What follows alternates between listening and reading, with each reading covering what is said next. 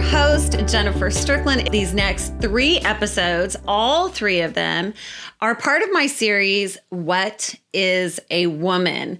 Matt Walsh wrote a book called What is a Woman? And I am doing a podcast answering that question.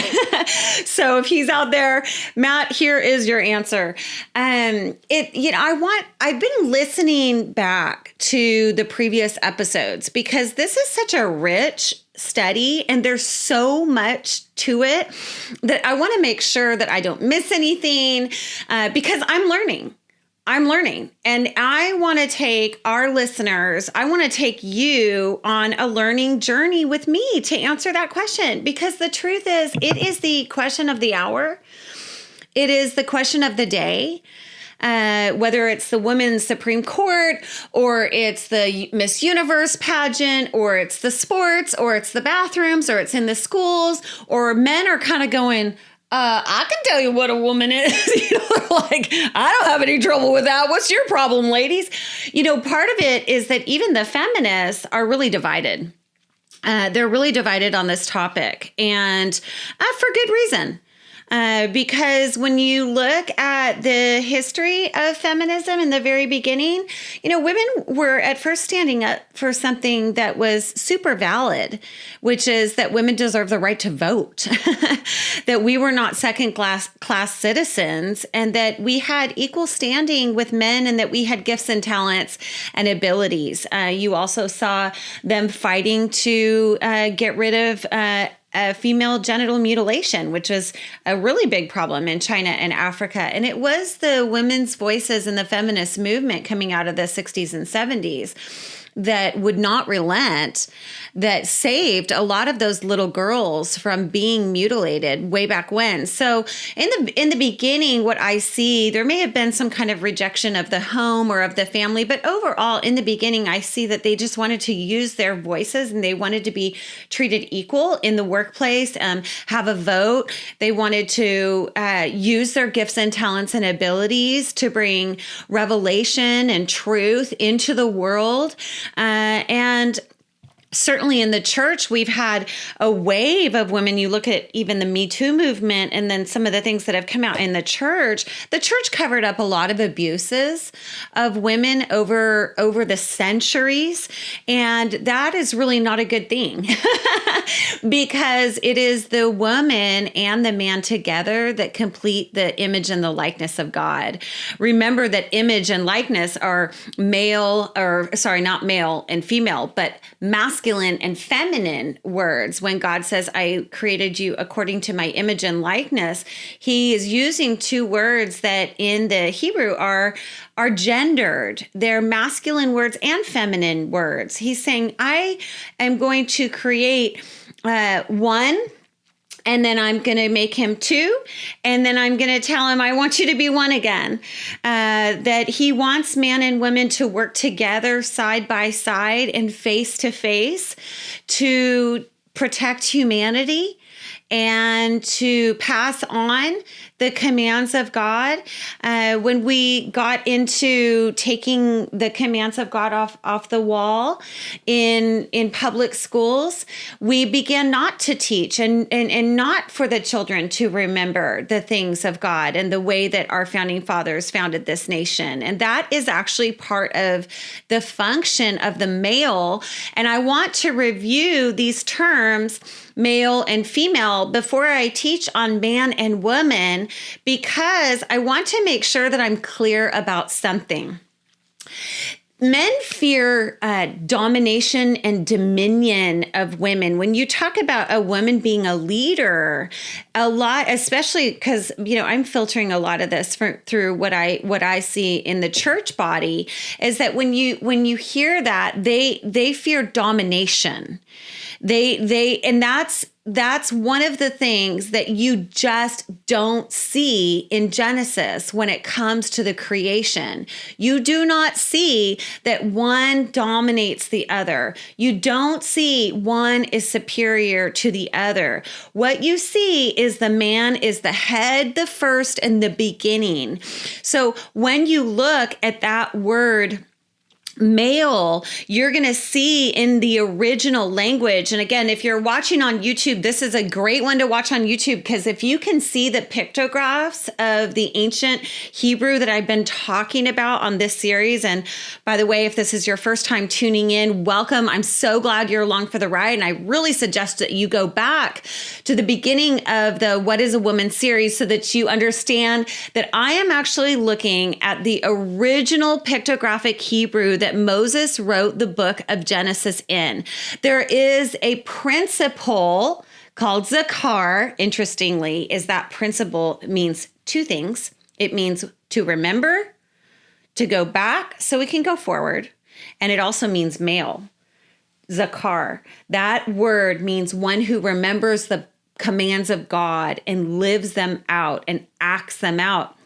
If you look at the pictographic Hebrew, and I'm putting the slide up on the video on YouTube here, just to remind everybody, is that the first letter is that weapon, that plow. It was an agricultural community. And so when God says in his word in the book of Genesis, we made male and female according to our likeness, when he's referring to the male, the first letter is like a weapon of warfare, a weapon of work. The second letter is this open palm, that there would be this vision that also a man would use his hands, and you're going to see that same image of hands in the word man. When we're talking about the male, it is the weapon, it is the open palm, and it is the head of man. The head of man means head, person, first, top, beginning. So when people, feel like worried or upset, she's talking about women as leaders. I'm like, have you seen a third grade teacher lately? Have you seen women? The women I am surrounded by are leaders. They're leaders. My mentor, Debbie Titus, she is a worldwide leader. She's a leader, but her husband is still the head. And that letter, that resh that looks like the top of a head, two hands put together, is in the male name. And it is a cornerstone and a foundation for understanding the male-female relationship. Remember, and we're going to look at this in the next couple episodes, remember that when Eve sinned, God questioned the man. Okay, so I want to make sure that, and of course, the feminists are out there are like, oh, we're the same. Oh, do you want to be the one who is first held account for the entire family, ladies? Do you want to be that one? I'm just checking. Because when God holds a man accountable for the state of his family, that is a huge shouldering of responsibility that truthfully was assigned to the male. We are equal, we are companions, we are complementary, we are opposite. We are face to face, we are side by side, but he is the one who is the head. If there is a man in the home, he is responsible. Okay? There does have to be one captain. And personally, I find that a relief. When I think about my husband, the cowboy, I'm really glad to be the side-by-side co-captain. And if I need to steer that wheel for a little while for him, he'll tell me. But the truth is, he's the captain. And that works. That works because he honors my voice and I honor his. So this is Debbie Titus, I mentioned her name before. She's been my longtime mentor. She calls it gender appreciation.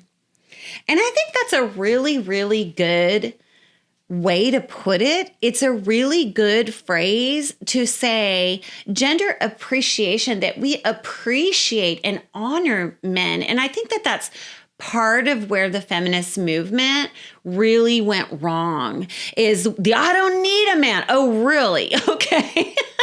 All right. You want to be the first? You want to be the beginning? You want to be the head? Try it. Maybe for you and your family that works.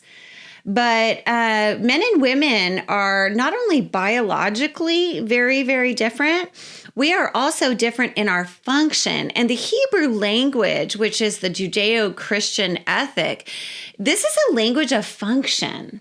It is not a language of form. Although there is form in the words male and female, we talked about that on a previous episode, there's mostly function inside of our name. Our name, even the word male and female, they're verbs in Hebrew. Verbs, the English teacher in me wants to remind you, are action. They're action verbs. So when you see these letters in the name male, the weapon, the hands, the head, this is all the action of the male. He works the ground, right? From the agricultural society, it's really not all that different today. In fact, the easy way to understand it is the man builds the structure and the woman fills it with life. The man builds the structure and the woman fills it with life.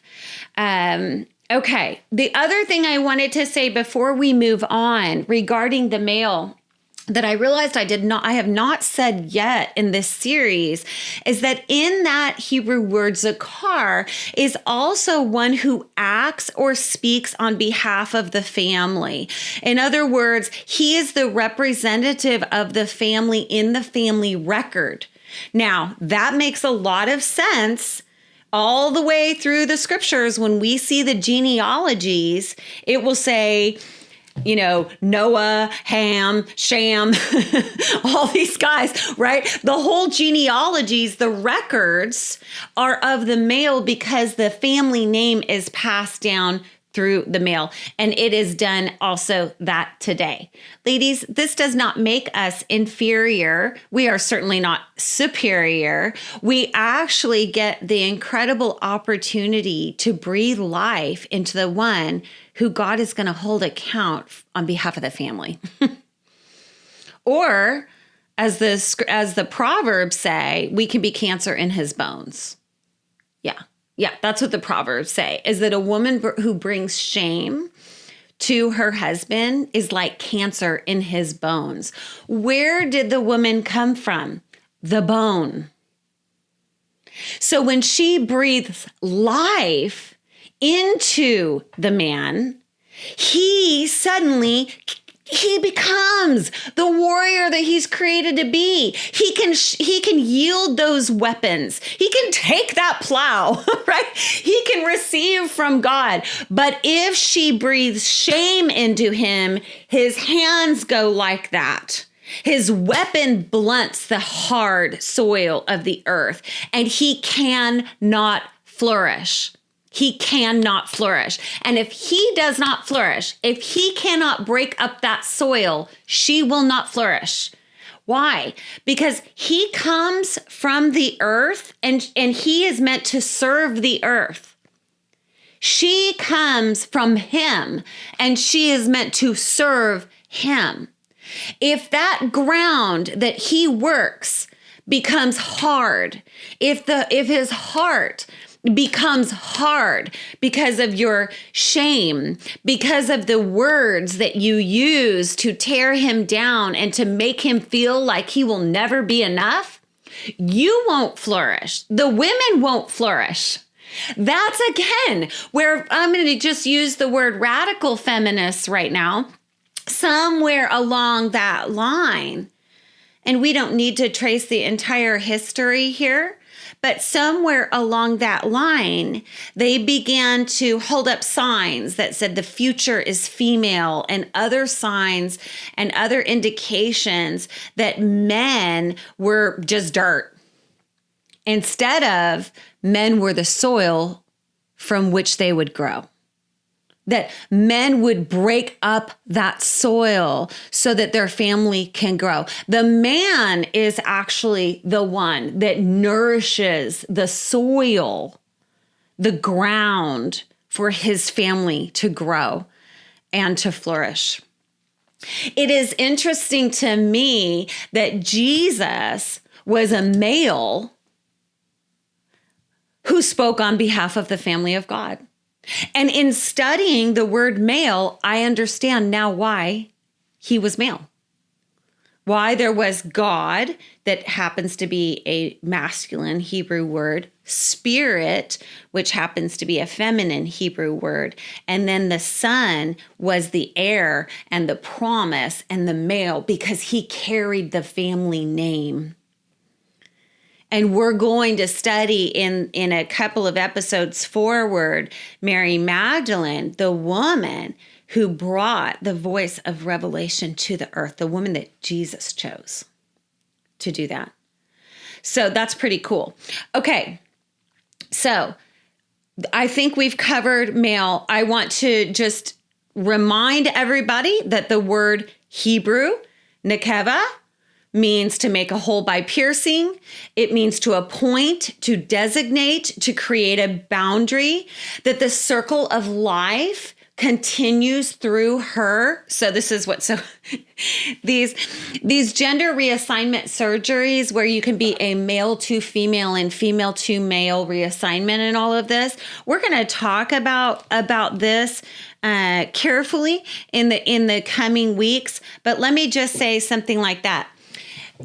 The doctors cannot create a womb inside of the man. They can try. But the bottom line is, it is such a mystery. It is such a beauty. And if you really think even about the womb, what is the womb? A womb is an area in which she encompasses the life growing inside of her. Isn't that what a female does for the man? Isn't that in the marriage relationship what a woman does for a man? She encompasses the man. She surrounds the man both physically and spiritually. So the womb is an area, is a boundary where life is grown and life is nourished. She keeps order in the house. This definition comes again from the original language of the original scriptures of Moses, that she is the one who brings order to the house. She's a guardian of the house. We see that also in the New Testament, that the woman's role is to guard the home. We see that in the word mother, which we're going to be studying around Mother's Day. I want to do a series on mothers, where the mother basically is the one who brings order to the chaos of the home. That's in her name.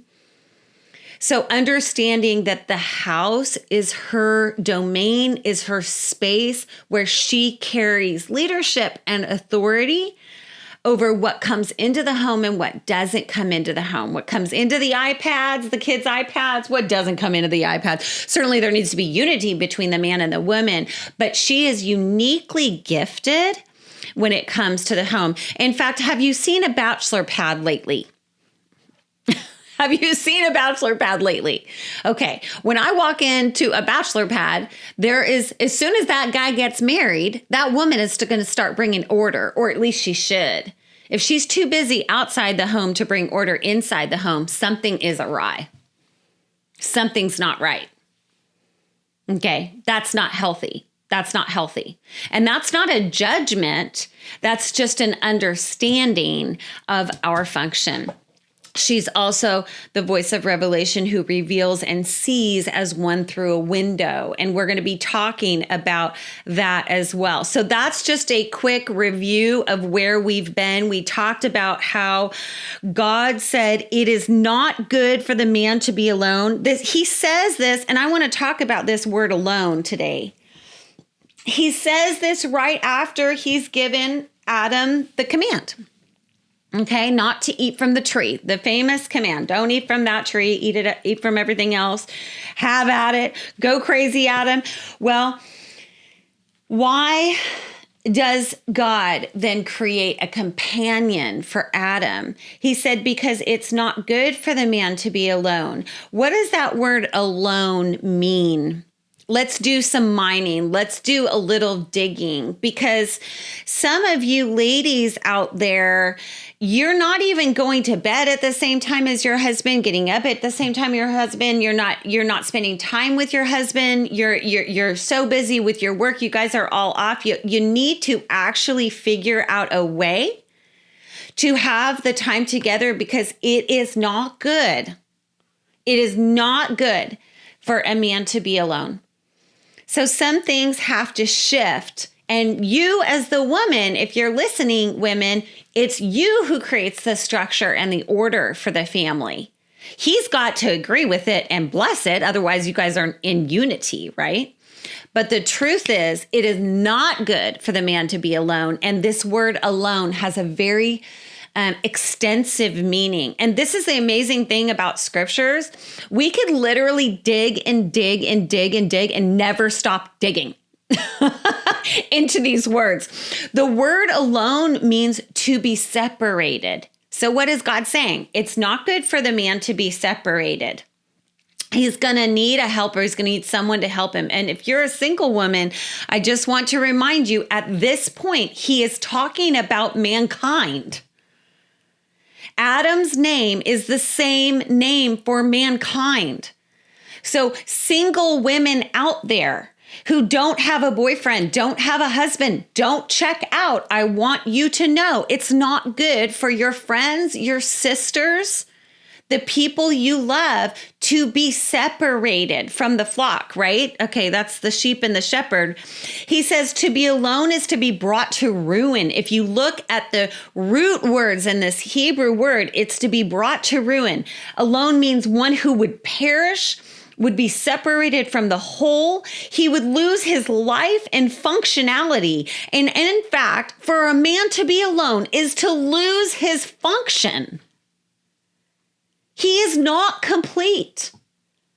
While Adam is the crown of God's creation, God is not done yet because there's one thing that's not good in the garden. There's one thing that's not good, and it will bring him to sure destruction. It will actually ruin him. It will actually ruin him.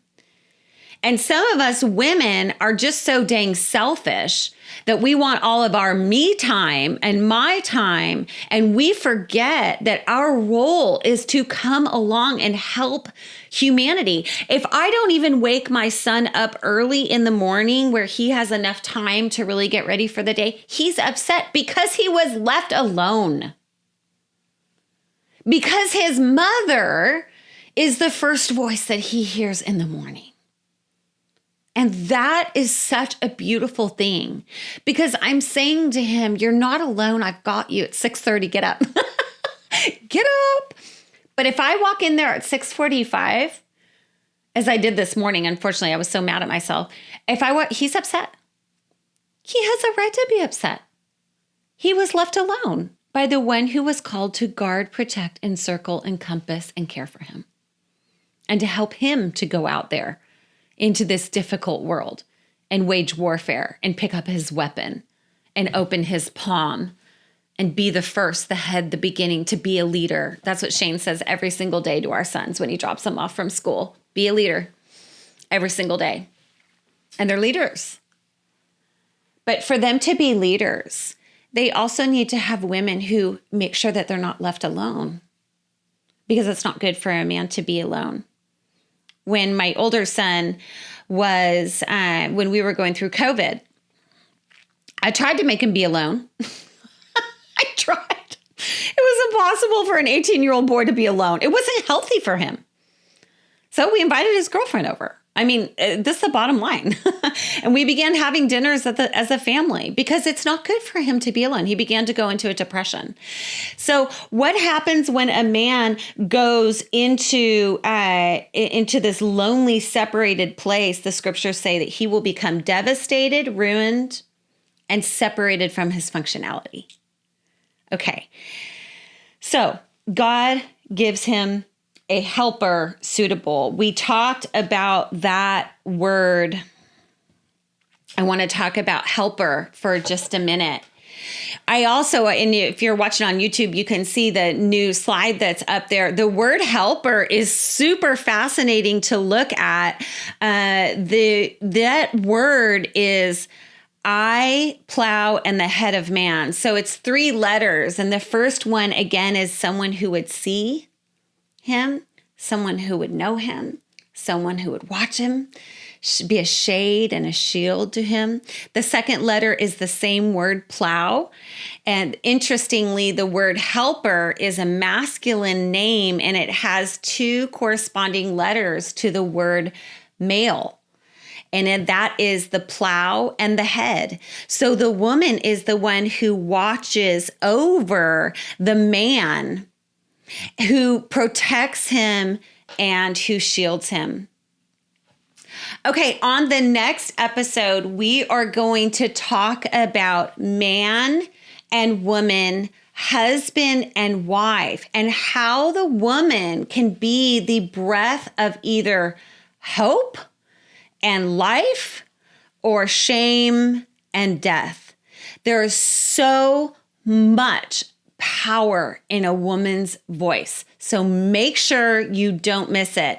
Do me a huge favor, rate, comment on the podcast really quick if you have a second to do that. And listen, my new book, Girl Perfect, which is an old book that we re-released, is actually out now. And so definitely go to our website at youaremore.org and check it out and make sure you get one for the young women in your life. All right, signing off. I'm a woman and my name means life.